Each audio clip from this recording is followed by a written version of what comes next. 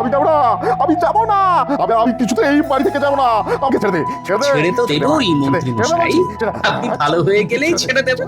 গাড়িতে উঠে পড়ুন। কেন ভালো হবো কেন? কি হচ্ছে আমার? কি হয়েছে? ওই যে একটু সর্দি কাশি আর হাঁচি। এ তো আমার আগেও বহুবার হচ্ছে। মানছি হয়েছে, কিন্তু সে হওয়া আর এই হওয়ার মধ্যে যে অনেক তফাৎ মন্ত্রী মশাই। খুব সাবধানে নিয়ে যাবি।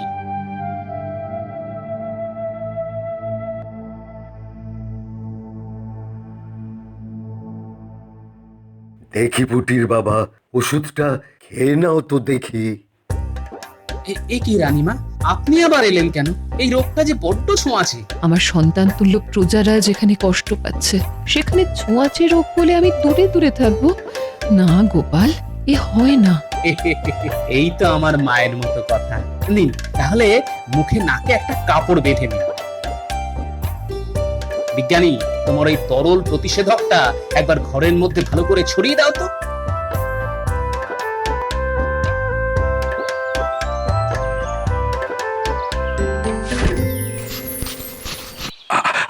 আসুন আসুন নবাব বাহাদুর। আমার মুর্শিদাবাদে তো বহু মানুষ আজ জীবাণুভূতের প্রকোপে আক্রান্ত। তো তোমার এখানে সামান্য পজরের মধ্যে এই রোগকে আটকে রাখলে কি করে? সবই আমার গোপাল আর বিজ্ঞানীর বুদ্ধিতে। কিরকম কিরকম? সব আক্রান্তদের আমার রাজবাড়ির একতলায় এনে রাখা হয়েছে, যাতে ওদের থেকে সংক্রমণ কোনো মতেই না ছড়ায়। আর তার জন্য ওদের সাথে কাউকেই মিশতে দেওয়া হচ্ছে না। আর এভাবেই সংক্রমণ ঠেকিয়ে আমরা না খুব খুব ভালো ফল পেয়েছি। বহুত খুব বহুত খুব। চলো তো একবার রুগীদের দেখে আসি।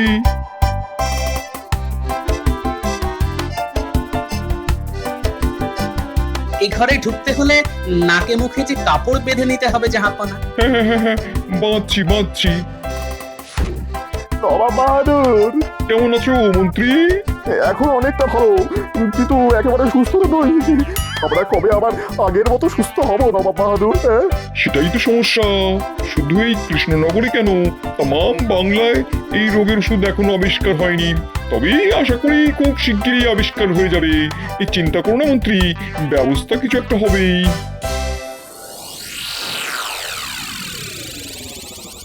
হ্যাঁ গো, বলে জামাই কেমন আছে? হ্যাঁ, আগের থেকে ভালো হলেও পুরোপুরি সুস্থ হয়ে ওঠেনি গো। তাহলে কি হবে? মিনুটা যে খুব কান্নাকাটি করছিল, শুধু বলছে বাপের বাড়ি বেড়াতে এসে কি বিপত্তি। আরে ওকে কাঁদতে বারণ করো গিন্নি, দেখো একটা উপায় ঠিক বের হয়ে যাবে।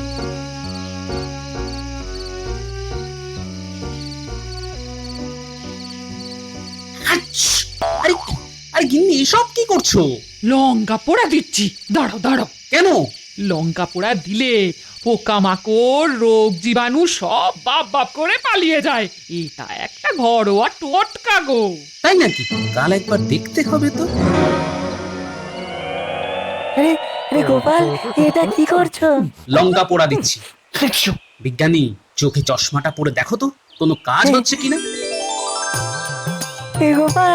গোপাল তুমি সার্থক, সফল তোমার ঘরোয়া টোটকা। সকলের শরীর থেকে ওই জীবাণু ভূত পালিয়ে যাচ্ছে তো। কি হলো? বিজ্ঞানী, তুমি চেঁচিয়ে উঠলে কেন? গোপাল এক অসাধ্য সাধন করে ফেলেছে মহারাজ। তাই নাকি? গোপাল, তাহলে তুমি আমার সাথে মুর্শিদাবাদে চলো। আমায় আর চলতে হবে না জাহাপনা, শুধু লঙ্কা পোড়া দিলেই চলবে। আমরা সকলে ভালো হয়ে গেছি, আমাদের আর কোনো কষ্ট নেই। গোপাল, তোমার সাধারণ বুদ্ধির কোনো তুলনা নেই। গোপাল তুমি ধন্য গোপাল। আগেও বলেছি, আবারও বলছি।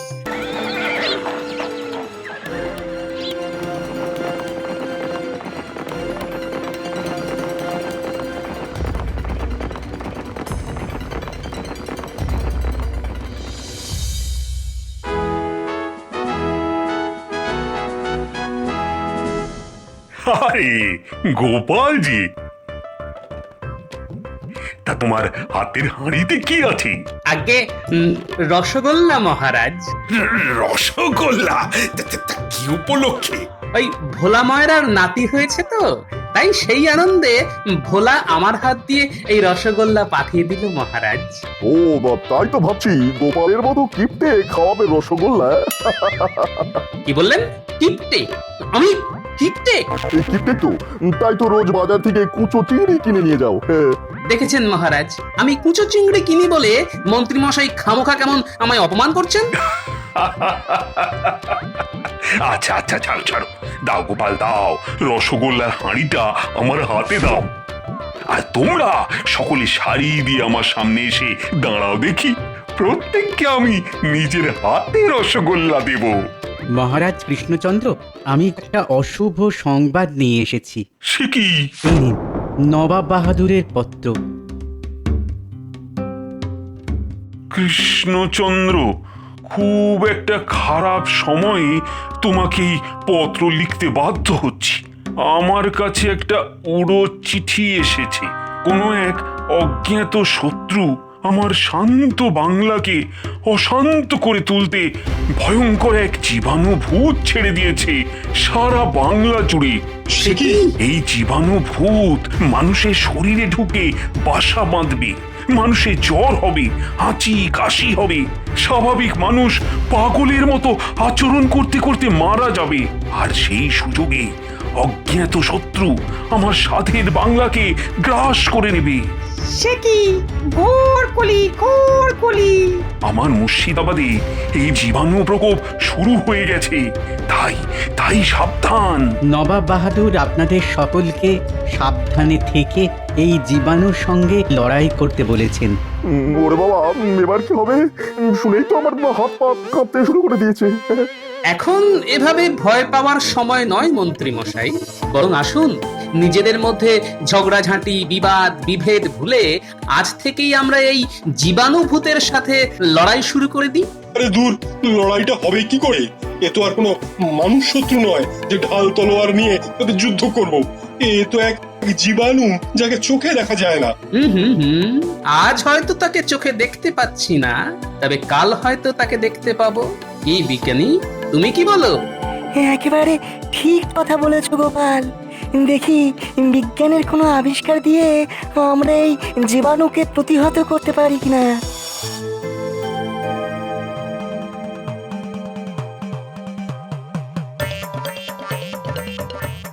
বাবারে বাবা, এ আর কি অদ্ভুত জীবাণু রে বাবা! মানুষের শরীরে বাসা বাঁধলে জ্বর হবে, হাঁচি হবে, মানুষ পাগলের মতো আচরণ করতে করতে মারা যাবে। ঈশ্বর, যার হয় হোক, আমি আর আমার গিন্নির যেন এই জীবাণু সংক্রমণ না হয়। কি মন্ত্রী মশাই, কোথা থেকে আসছেন? রাজসভা থেকে। তা এইরকম বিড়বিড় করতে করতে আসছেন কেন? মহারাজের কাছ থেকে ধেঁতানি খেয়েছেন বুঝি? খোদার বটা, মুখ সামলে কথা বলবি। শোন, আমি জীবনে এমন কোনো কাজ করি না যে মহারাজ আমাকে ধ্যাতানি দেবেন। হ্যাঁ, তাহলে বিড়বিড় করছিলেন কেন? মুর্শিদাবাদ থেকে এক ভয়ঙ্কর খবর এসেছে, সেখানে নাকি জীবাণুভূতের সংক্রমণ ছড়িয়ে পড়েছে। সে কি? যে কোন মুহূর্তে ওই জীবাণুভূত খাওয়া বসাতে পারে। হ্যাঁ, বাবা, কি সাংঘাতিক কথা! সকলকেই তাই খুব সাবধানে থাকতে হবে। হ্যাঁ, খুব সাবধান। দিল তো আমাকে আর হেঁচে বেটা, অশিক্ষিত কথাকারের। কি করব বলুন? ফট করে হাঁচি এসে গেল যে। তাই সমস্ত হাঁচি টাচি নিয়ে রাস্তায় বেরোস কেন? হ্যাঁ, বেরোস কেন?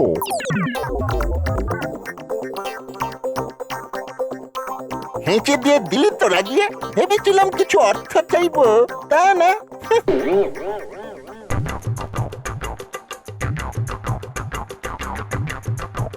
কি বিজ্ঞানী, জীবাণু ভূতের ব্যাপারে কিছু জানতে পারলে? তোমার বই কি বলছে? এই এই জীবাণু ভূত কিন্তু নতুন কিছু নয়। হ্যাঁ, আমার এই বই বলছে যে বহুকাল আগেই এই জীবাণু ভূতের অস্তিত্ব টের পাওয়া গেছে।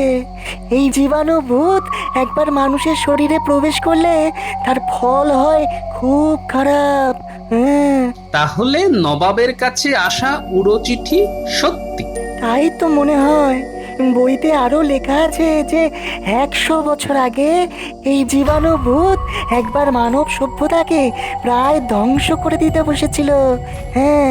আচ্ছা, এর থেকে প্রতিকারের উপায়ও নিশ্চয়ই বইতে লেখা আছে। না না, তেমন কোনো ওষুধের কথা লেখা নেই বইতে। শুধু বলছে যে সংক্রমণ ঠেকানোই হচ্ছে এই রোগের থেকে পরিত্রাণ পাওয়ার একমাত্র উপায়। হ্যাঁ। কিভাবে কিভাবে? কিন্তু ওষুধ তো একটা লাগবেই।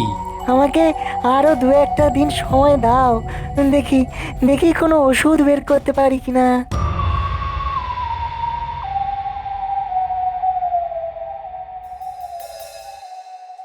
অগিনি, কোথায় গেলে? তাড়াতাড়ি ভাত দাও, খুব খিদে পেয়েছে। আচ্ছা, পোশাক পাল্টে হাত ধুয়ে নাও, আমি খেতে দিচ্ছি। তা কি রেঁধেছো আজ? আচ্ছা, কি এসব দিয়ে এত হাঁচছো কেন? কি জানি। আচ্ছা, না না না না না, তোমার এই লাগাতার হাঁচি আমার কিন্তু ভালো লাগছে না। আচ্ছা, ভাত খেয়ে একটু ঘুমিয়ে নাও, দেখবে কমে যাবে। আর না কমলে বিকেলের দিকে একবার রাজবৈদ্যর কাছে গিয়ে দেখিয়ে এসো, কেমন? ঠিক আছে ঠিক আছে, যাবো। আচ্ছা, বাবারে বাবারে বাবা, কি আনন্দ কি আনন্দ! কতদিন বাদে শাশুড়ির বাড়ি যাচ্ছি। ও মা, এ আবার কেমন তোর কথা? শাশুড়ির বাড়ি যাচ্ছি মানে? শ্বশুর বাড়ি বলতে কি মুখে ব্যথা হয় নাকি? হয়তো।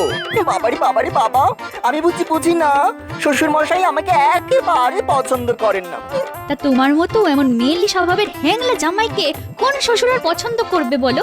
দেখো, এমন ভাবে কথা বললে তোমার সঙ্গে কিন্তু আরই করে দেবো। আর কখনো কথা বলবো না। শুধু আমার শাশুড়ি ঠাকুরানির সঙ্গে ভাব ভাব ভাব ভাব, এই তো আমায় খেতে দেয়। তুমি তো আর আমায় খেতে দাও না। উফ, এই মেয়েলি বরকে নিয়ে আমি যে কি করব।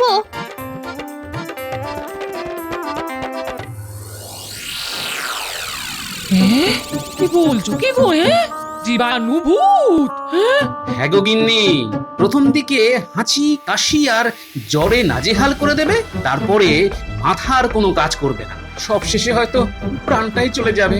এগো, এই মারণ রোগের হাত থেকে বাঁচার কি কোনো উপায় নেই? বিজ্ঞানীর সাথে কথা বলে যেটুকু বুঝতে পারলাম, তাতে কোনো লোকের এই রোগের উপসর্গ দেখা দিলে তাকে আলাদা রাখতে হবে, তার হাঁচি কাশি থেকে নিজেকে বাঁচিয়ে চলতে হবে, তাহলেই সংক্রমণ আটকানো যাবে। মা, মা গো, কেমন আছেন মা? আরে জামাই বাবা জীবন যে, হ্যাঁ, এসো এসো এসো। তা তুমি একলা এলে যে বড়, মিনু কোথায়? পথে মাঝে ওর সাথে আড়ি করে আমি একলাই চলে এসেছি। ওমা, দাদি লুচি ভাজুন না, এতটা পথ আসতে আসতে বড্ড খিদে পেয়ে গেছে যে। হ্যাঁ বাবা, হ্যাঁ, এই এই এই এক্ষুনি ভেজে দিচ্ছি। হ্যাঁ, সঙ্গে একটু ঝাল ঝাল করে আলুর দম করবেন কিন্তু। কি তুমি হাঁটছো কেন? রাস্তায় রাস্তায় আস্তে আস্তে সর্দি ধরে গেল। গতিক তো সুবিধের মনে হচ্ছে না। গিন্নি, আমি একবার আসছি, বুঝলে? এখন আবার কোথায় যাচ্ছ? আরে জামাই এসেছে, একটু বাজার করে আনতে হবে তো। ঠিক আছে ঠিক আছে, সে না হয় নিয়ে আসবো, তবে তার আগে একবার বিজ্ঞানীর ওখানে যাব। আবার বিজ্ঞানীর কাছে যাবে? এই তো ওখান থেকে ঘুরে এলে। তবুও একবার যেতে হবে, খুব দরকার। বাবা, বাজার থেকে ভালো দেখে পাকা মাছ আর খোলা মাটার দোকান থেকে একটু মিষ্টি দই আনবেন তো।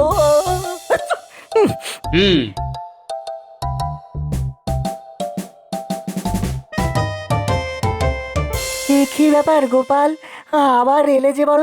আরে দেখো না কি বিপদ, বাড়িতে জামাই এসেছে আর এসেই ফ্যাঁচ ফ্যাঁচ করে হাঁচতে শুরু করে দিয়েছে। দাও, তোমাকে একটা জিনিস দিচ্ছি। তুমি চলে যাওয়ার পর এই চশমাটা আবিষ্কার করলাম। এটা চোখে পড়লেই কাউকে জীবাণু ভূতে ধরেছে কিনা সেটা বোঝা যাবে। কিভাবে? যাকে জীবাণু ভূতে ধরেছে তার মাথার চারপাশ দিয়ে একটা একটা নীলাভ আলো দেখা যাবে। হ্যাঁ, এই চশমার ভেতর দিয়ে তাকালেই দেখা যাবে। হ্যাঁ বাবা, ভারী অদ্ভুত তো। এটা এটা তুমি নিজের কাছে রেখে দাও। এটা পরে একবার তোমার জামাইয়ের দিকে তাকিয়ে দেখো তো, যদি সাধারণ সর্দি থেকে হাঁচি হয় তাহলে চশমায় কিছু ধরা পড়বে না, আর জীবাণুভূত হলে ওই যে বললাম, মাথার চারপাশ দিয়ে একটা নীলচে আলো দেখা যাবে। হ্যাঁ চশমাটা তো আমায় দিয়ে দিল, কিন্তু তোমার কাছে তাহলে থাকবে কি? হ্যাঁ, আমি আর একটা বানিয়ে নেব। হ্যাঁ, যাও যাও তাড়াতাড়ি বাড়ি গিয়ে এই চশমা চোখে লাগিয়ে জামাইকে একবার পরীক্ষা করে দেখো। হ্যাঁ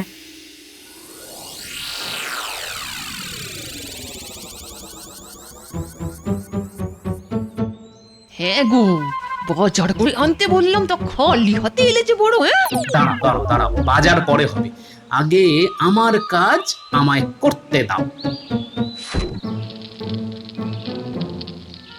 কি গো, চশমা কোথায় পেলে? আর চশমা পরে জামাইয়ের দিকে তাকিয়ে আছো কেন? গিন্নি, জামাইকে জীবাণুভূতে ধরেছে। কি গো, এসব বলছো তুমি? আমি বলছি না, বলছি বিজ্ঞানীর আবিষ্কার করা এই চশমা। এই তোমার এই হ্যাচ্চা হ্যাচ্চা করে থামাও তো। ও আর কি করে থামাবে রে মিনু, ওকে তো জীবাণুভূতে ধরেছে, এক্ষুনি ওকে আলাদা রাখতে হবে, বুঝলি, যাতে ওর থেকে কোনো রকম সংক্রমণ আমাদের মধ্যে ছড়িয়ে পড়তে না পারে। যাও যাও যাও, ওকে আলাদা ঘরে নিয়ে গিয়ে দরজায় শেকল তুলে রাখ। ও মা, বাবা এসব কি বলছে? ছোটবেলায় একবার পেটটিতে ধরেছিল বলে মা আমার হাতে একটা মাদুলি বেঁধে দিয়েছিলেন। তাহলে আমার জীবাণু ধরবে কেন? ওরে হতভাগা, এ ভূত সে ভূত নয়। তাহলে কোন ভূত? সে পরে বোঝাবো, এখন অন্য ঘরে গিয়ে থাকবে। চলো চলো চলো চলো। ও মা, ও মিনু, বাবা এসব কি বলছে গো? ওরে বাবা রে বাবা, শ্বশুর বাড়ি এসে আবার কিরকম বিপদে পড়লাম রে বাবা। বাবা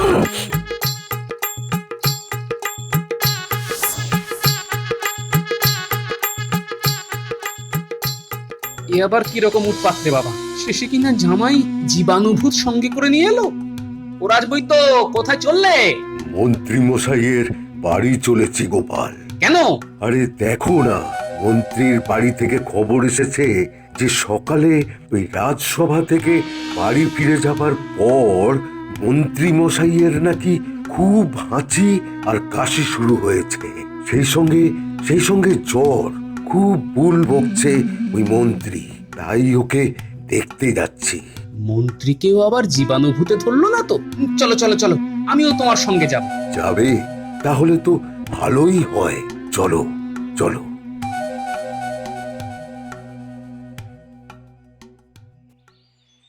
কি হয়েছে বলুন তো? দেখুন না, আজ তাড়াতাড়ি রাজসভা থেকে ফিরে এসে বললো খুব খিদে পেয়েছে, ভাত খাবো, ভাত দাও। ওমা, তারপরে হাঁচতে শুরু করে দিল। প্রথমে টানা হাঁচি, পরে পাল্লা দিয়ে কাশি, আর তার সাথে হু হু করে জ্বর। তাহলে তো একবার নাড়িটা দেখতে হয়। দাঁড়াও রাজবৈদ্য, তার আগে আমি একবার দেখি। সর্বনাশ! কি হলো গোপাল? মন্ত্রী মশাইকে জীবাণুভূতে ধরেছে। কি করে বুঝলে? বিজ্ঞানীর দেওয়া এই চশমা চোখে পড়ে। দাও, তুমিও একবার পরে দেখো। কি দেখতে পাচ্ছ? মন্ত্রীর মাথার চারপাশে একটা নীলচে আলোর বলয়। কি দেখলেন আপনারা? কি হয়েছে ওর? মন্ত্রী মশাইকে জীবাণুভূতে ধরেছে। তার মানে ও কি তাহলে আর বাঁচবে না?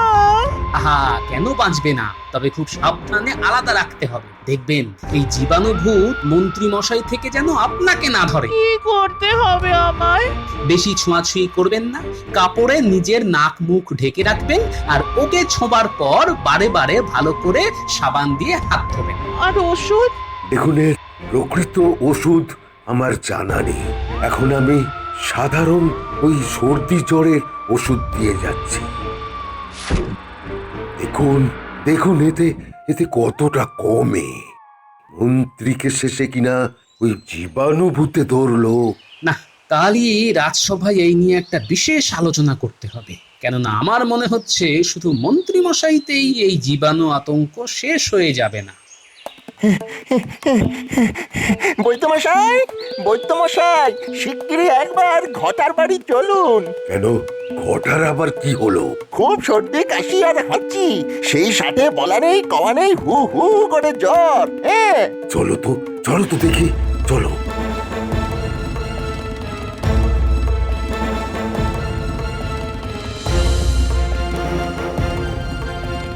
ও মা গো, কি কষ্ট।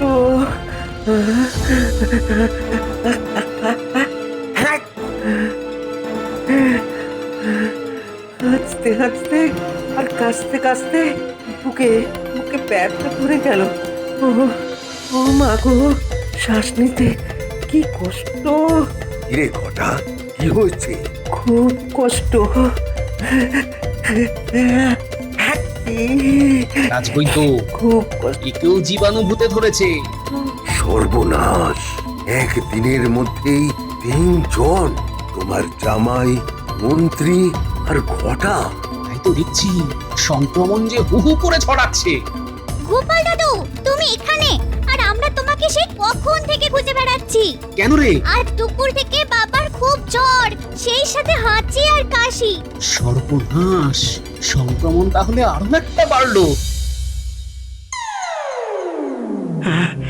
একদিনে 4 জন জীবাণু ভূতের শিকার। এরপর তো হু হু করে বেড়ে যাবে। সেটাই তো মনে হচ্ছে মহারাজ। তাহলে আমাদের কি করা উচিত? কাল সারা রাত জেগে আমি একটা তরল জীবাণু প্রতিষেধক বের করেছি। এই তরলটা ছড়িয়ে দিলে জীবাণুর ক্ষমতা অনেকটাই কমে যাবে। বাবা, খুব ভালো। আর সেই সঙ্গে সব আক্রান্তদের এক জায়গায় এনে চিকিৎসা করতে হবে। কেন এক জায়গায় কেন? কেননা এতে করে মানুষ থেকে মানুষে আর জীবাণু সংক্রমণ হবার ভয় থাকবে না। আর এইভাবে সংক্রমণ আটকাতে পারলেই আমরা জীবাণুভূতকে ঠিক হারিয়ে দিতে পারবো। ঠিক, একেবারে ঠিক। তাহলে আমার রাজবাড়ির নিচের তলায় সব রোগীকে এনে রাখার ব্যবস্থা করো। যে করেই হোক আমাদের এই অসম যুদ্ধকে জয় করতেই হবে।